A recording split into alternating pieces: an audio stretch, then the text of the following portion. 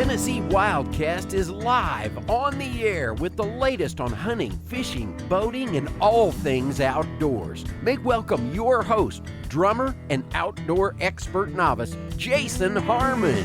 All right. Hello, everybody, and welcome to this edition of TWRA's Wildcast. We're glad you're tuning in and excited about today's show.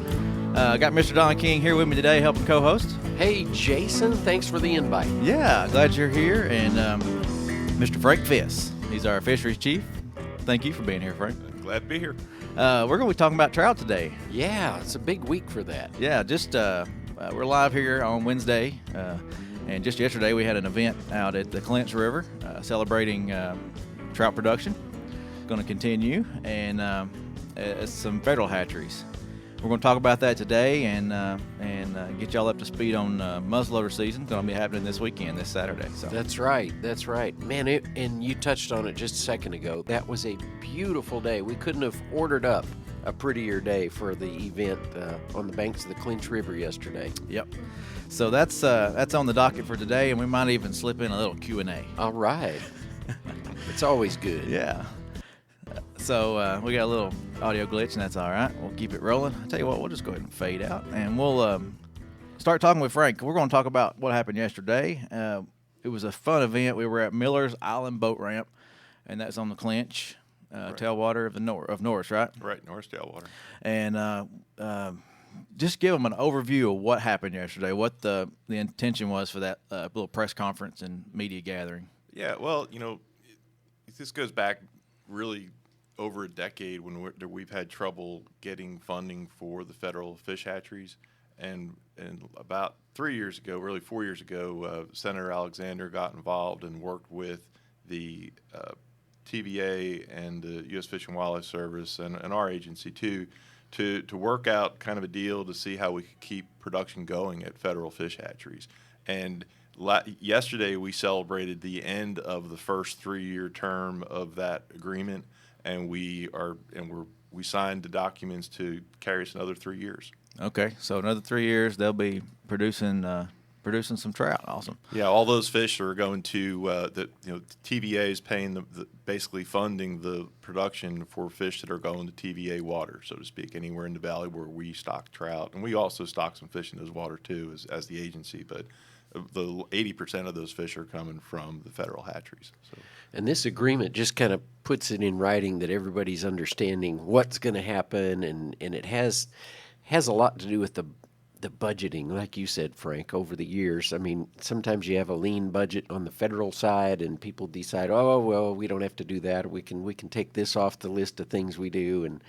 But Senator Alexander did step in and help make that more of a permanent Yeah, it gives situation. us some stability so we can plan. I mean, you Right. can imagine trying to run a trout hatchery not knowing if you're going to have funding next year. Well, the fish that you're going to be stocking next year, you got to bring in on station this year. Right. So we needed that stability, and TVA stepped up and been a great partner in that. So we're really excited. That's good. I got a few pictures I'll show from the event yesterday. You can see there, you've got Don and I standing back there in the back and getting we were live on Facebook yesterday, and Mr. Ed Carter, our director, was giving the opening remarks, and we had quite a few people there. I'll just keep flipping through these. While we're looking at these pictures, Frank, will you tell us who all was there? I mean, we had Ed was talking, and then some representatives from U.S. Fish and Wildlife, and Yeah, we had we had the director of the Southeast region of the Fish and Wildlife Service, Mike Etker, and we had the director from the Georgia DNR, Rusty. Forget his last name, but Rusty was he and the fish chief Matt Thomas came up from Georgia to celebrate with us, because Georgia has a little piece of this of Tennessee Valley, and they get some federal fish as well. So they've been great partners with us throughout all the struggles that we've had trying to keep funding to federal hatcheries. So they've been great partners. And then there were people there fishing yesterday, so it was cool to watch them catch a few fish. It made for a great day because the river had been on for a long time, many days in a row, and we requested special flows for the event, and everyone saw that coming and got their rod and went fishing. So it was a great day. Yeah, hit on some of that. Well, how does the flow affect these fish? I'm not a trout fisherman, so what what are you looking for when you're fishing these waters? And it's a real wide. The Clinch is real wide right there, but it's so shallow all the way across. Just talk about the fishing conditions. if the generators were on, you would need a boat to travel around that river. And there's guys that will fish that river by boat. But you have when it's off, then if you're a wade fisherman like the people on the screen here, you can cover a lot of habitat, and that's your time to fish when the water's off.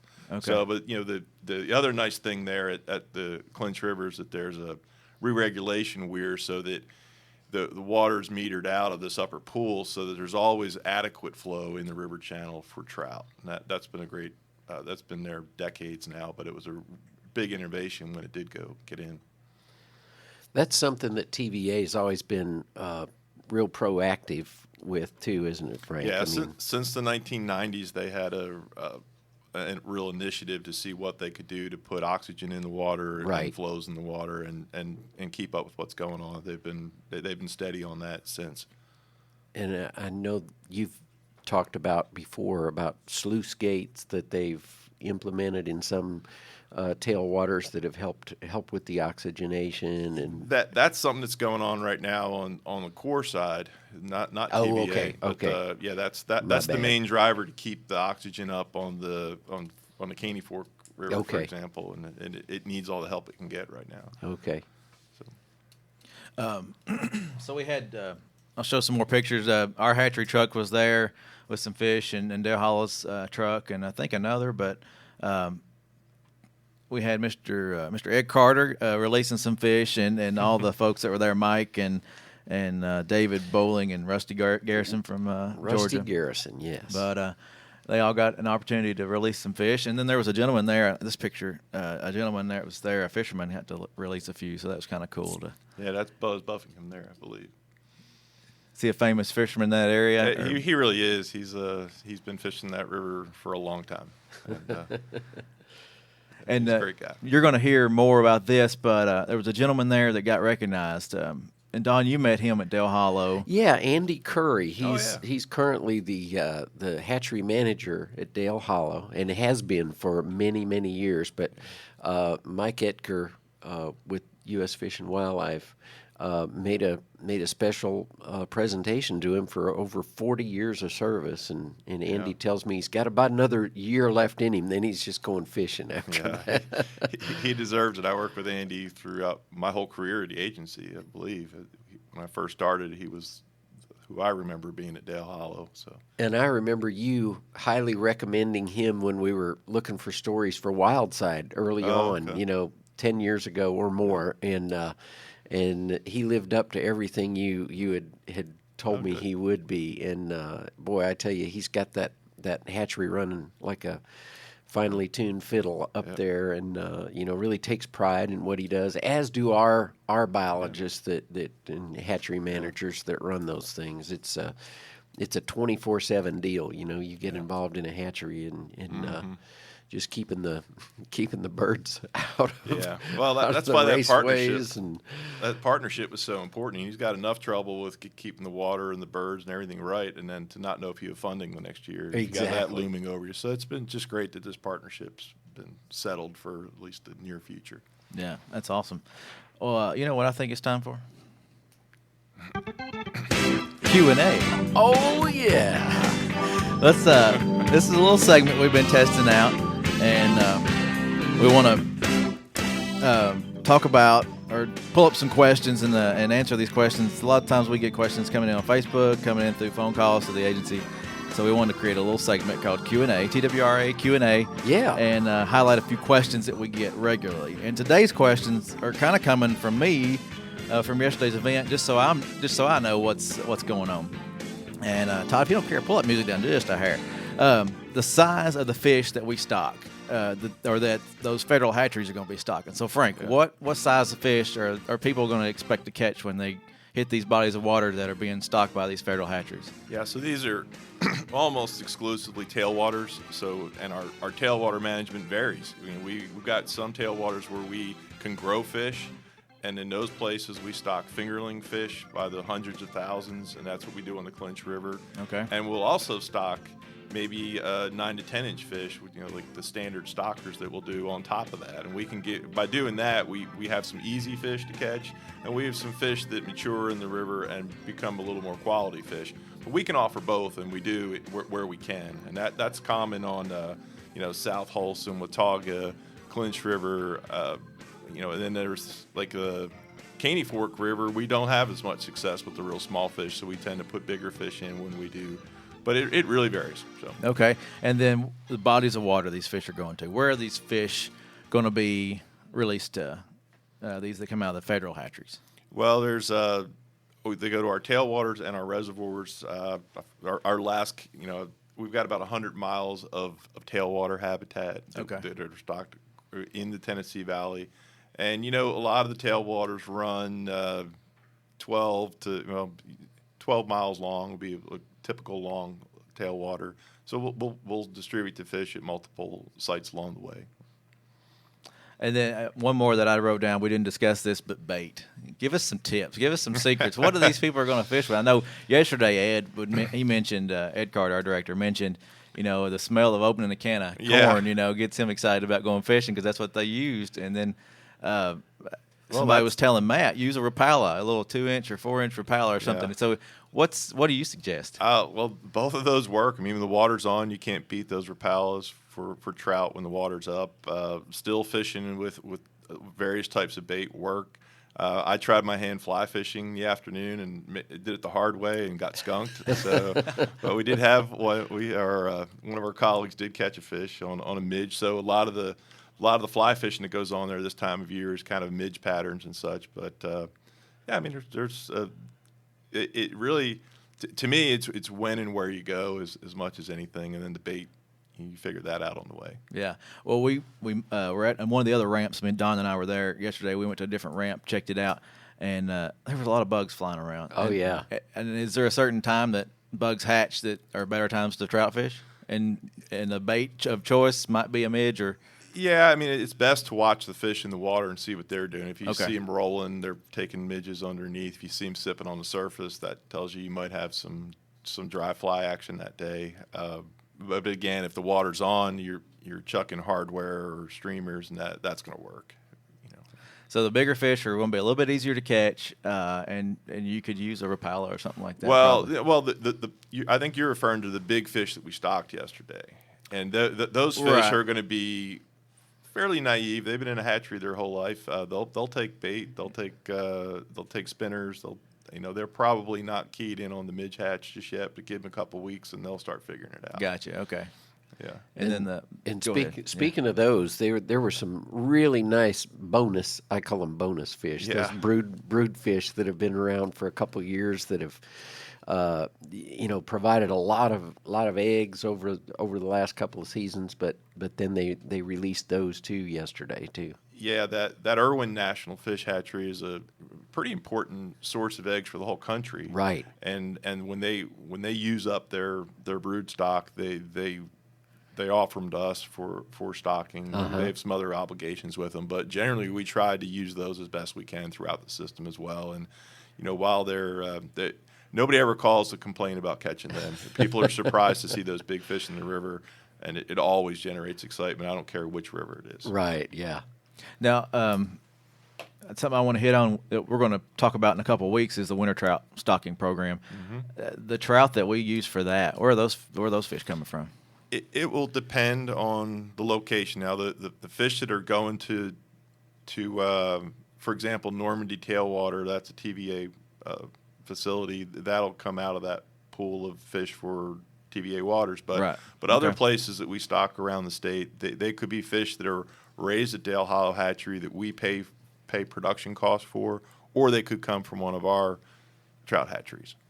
So there's a mixed bag. There's a lot of coordination to get the biggest fish that we can out of our hatcheries at this time of year and stock them in the winter, mm-hmm. and then we grow them big again for the spring. But we kind of cull what we have on our stations to to provide what we do each winter. And that offers a lot of opportunity throughout the state. It's a big time there. People love that winter trout program. Yeah, it's pretty supposed to be easy. You know when their fish are going in. They're highly accessible areas, and it's a time of year when you may not have other options. So we're excited to offer that. We'll learn more about that in a couple of weeks. Brandon's going to be down here, Good. and I think he's got some pretty cool PDFs and charts. The stocking schedule is a little more colorful and a little easier to read and easier to follow. He's excited about that, so he wants to share with everybody watching and listening. So, and speaking of that, thanks for watching on Facebook, and thanks for tuning in on the radio. We appreciate y'all doing that.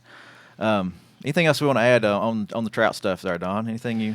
Well, I was just kind of winding the clock back to way back. You hear the word mitigation sometimes, Frank, in relation to the dam projects and the things that have affected our waterways throughout the years, and just rewind the clock a little bit and tell us about what mitigation and what the initial thing was about stocking fish. Yeah, why do we stock trout in these waters? I mean, years ago, before there were dams, there were warm water species that lived in those rivers, right. And they provided fisheries. When the dams were constructed, the engineers immediately realized that there was going to be cold water coming out, and biologists realized that wasn't going to work for warm water species.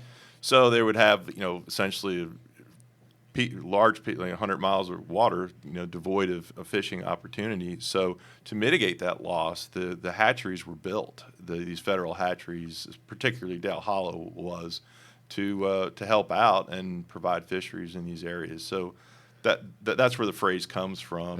We're kind of happy to we're just happy to have everybody involved now in. TWRA is happy to stock those waters as well at this point, because we can add value to it beyond what TVA and the Corps of Engineers has a similar partnership with the Fish and Wildlife Service where they provide funding for the waters that are stocked in like a Center Hill or or Dale Hollow tailwater. Okay.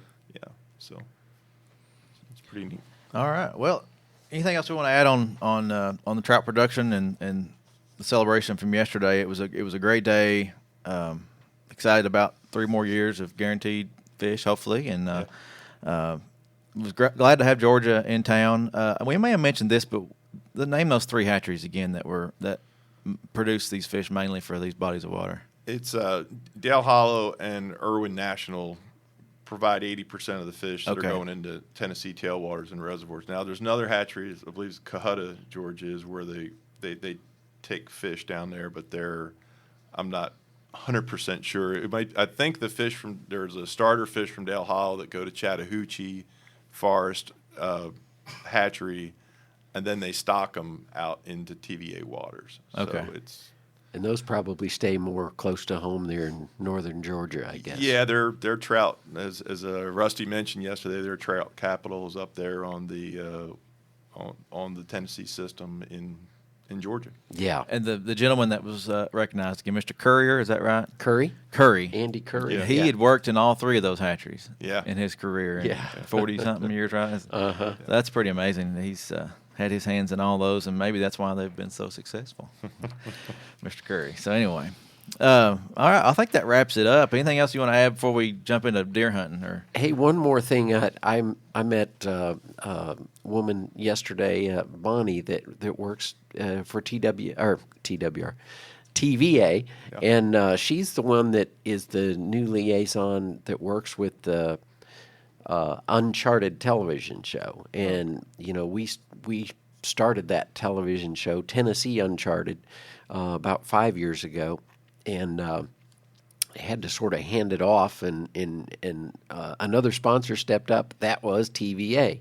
Well, anyway, they've added a couple of hosts since then, or one host along with Eric. You probably remember Eric Baker that has hosted it from the get-go, from the beginning, and they've added Ariel, who goes with him sometimes, and sometimes she's on her own. But anyway, it's cool that TVA saw the value in that TV show and has picked it up and really widened the scope of it. I mean, all the waters that TVA covers in the states that they're in are carrying that TV show now on public TV, and they've got a pretty extensive YouTube presence. I was scoping out. So anyway, if anybody is wanting to take a look at some of that, we still are involved in a story now and then. So yeah, anyway. They reach out to us and we help out when we can. That's Sure. pretty cool opportunities there. Yeah. Good show. Check it out if you can. Tennessee Valley Uncharted. All right. Well, deer season is in full swing, and muzzleloader season opens up this Saturday, November the 3rd. We're pretty excited about that time of year. I love muzzleloader season. That's pretty much when I get started in the deer season. And I was just curious, Frank, do you deer hunt? I do not. Most folks around here like to dabble in both, but Frank's he's I'm a purist, just fishing. Pure to his fish. So, all right. Well, muzzleloader season does open up this Saturday, November 3rd, runs through the 16th, and just wanted to remind everybody about that. You can use archery equipment if you want to, and you will need your permit or your license for whatever means of take you use. And just to recap, unit L, you can take 3 does a day. You're still limited to 2 antler deer statewide, so make sure you adhere to that and take your bucks wisely.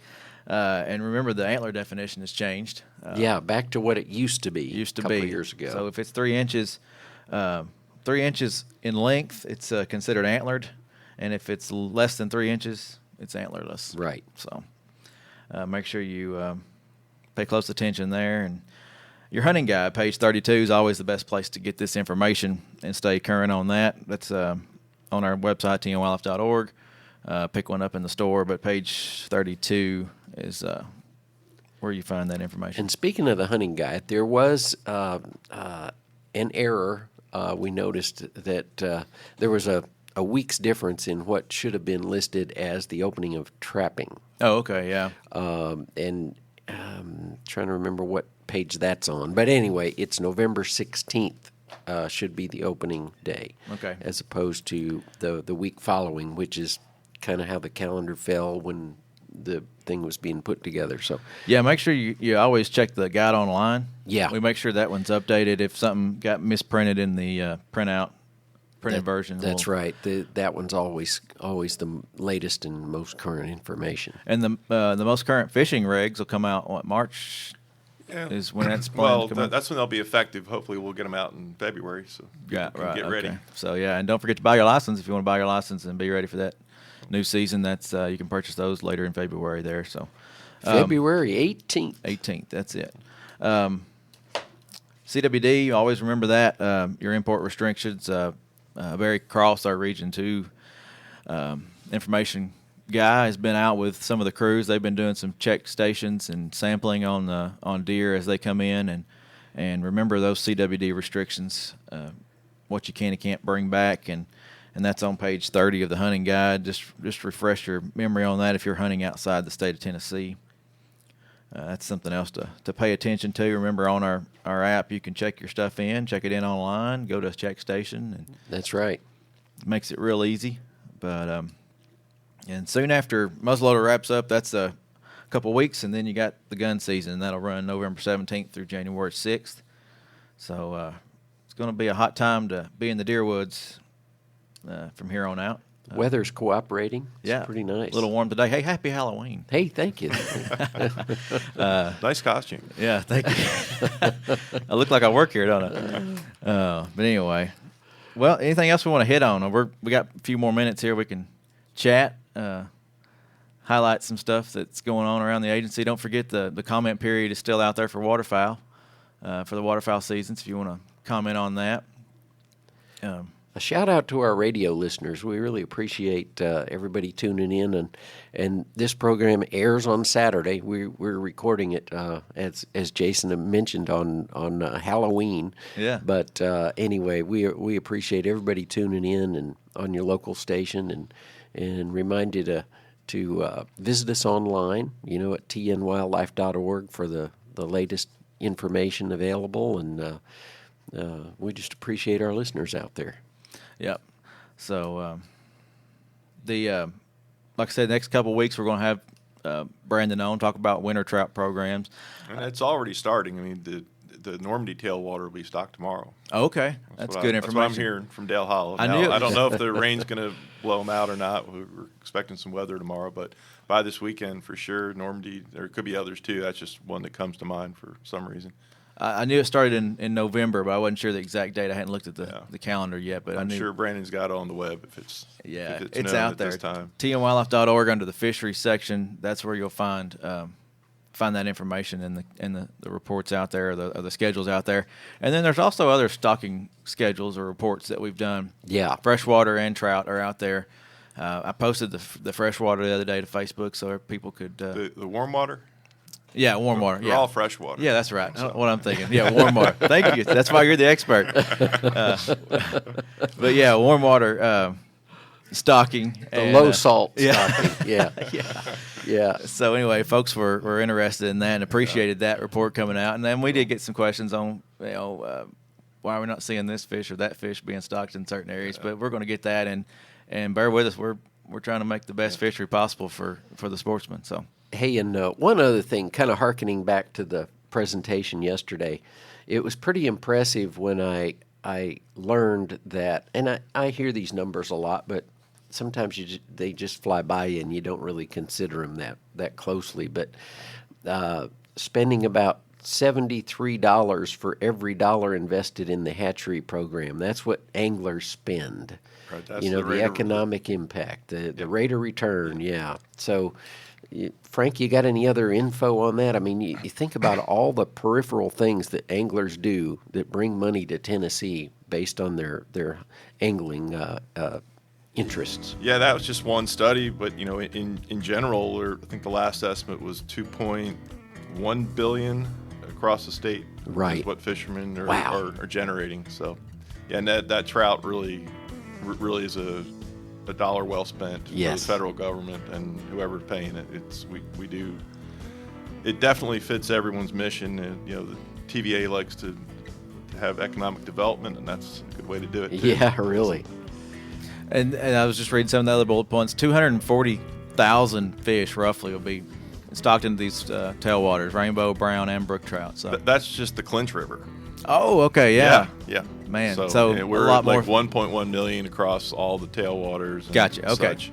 Yeah, and across the year, including our hatcheries, we do about 2.2 million every year across the board on trout.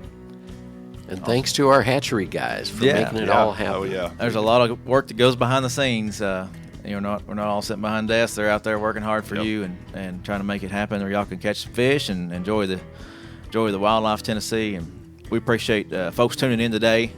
This is Tennessee Wildcast. Thank you, Frank, for enjoyed it. For being on with us, talking about the trout partnership. And Don, thank you for co-hosting. Sure. With me. But we're here every week, and we'll hope to see y'all next time right here on Tennessee Wildcast.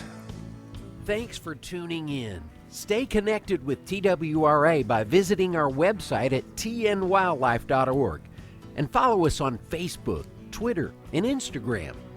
Hey, it's all about Tennessee wildlife. It's what we do.